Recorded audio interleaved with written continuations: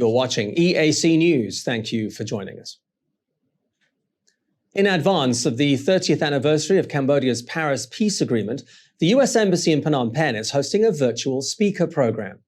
It is discussing developments in the kingdom 3 decades after that historic agreement was signed. Thursday's speaker was award-winning author and journalist Elizabeth Becker.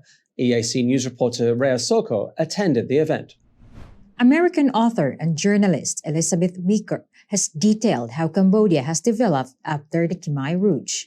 The United States Embassy, which hosted the program, says the comprehensive Cambodian Peace Agreement, commonly referred to as the Paris Peace Agreement, was signed by 19 countries on 23 October 1991 and is a remarkable example of multilateral diplomacy that ended Cambodia's decades-long civil war.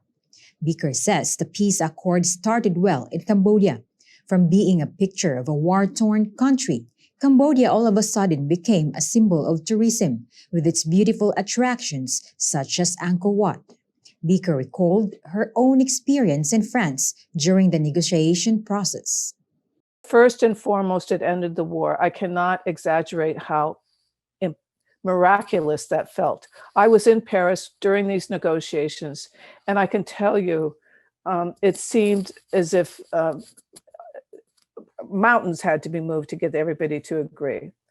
But they did agree, and this is what they agreed to: that Cambodia would be a democracy guided by the rule of law, that the citizens would elect representatives in free and fair elections, and those representatives would sit in the parliament, that the political system would include a full respect for human rights, the judiciary would be independent.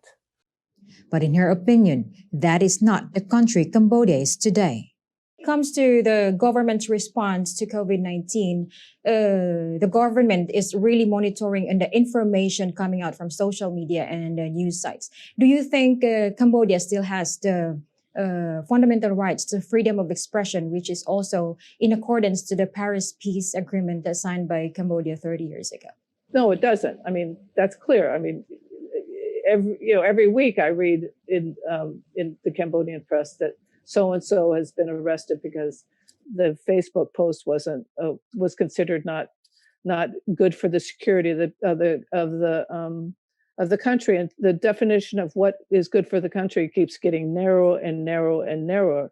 So you don't know if you can publish this. It's way over policed, and you see that in demonstrations too. You have, it's freedom of speech on social media, in the streets. It's disappearing. Cambodian People's Party spokesperson Suk Asan told EAC News that it is Becker's right to express her own opinion based on what she knows, but says the content of her statements is not linked to the reality of what is happening in the kingdom as she is not physically here. In response to recent accusations that it is clamping down on freedom of speech and protests, the royal government has repeatedly stated affiliation with a particular organization or group cannot be a license to break the law with impunity. More recently, Prime Minister Hun Sen has also said that the right to freedom of speech or freedom of expression cannot be more important than the right to life or the right to safety and security. Rhea Soko, EAC News. มันไม่សិទ្ធិបញ្ចេញមតិឬប្រជាធិបតេយ្យទេគឺសិទ្ធិរស់រានមានជីវិតដែលត្រូវតែទទួលបានមុនពី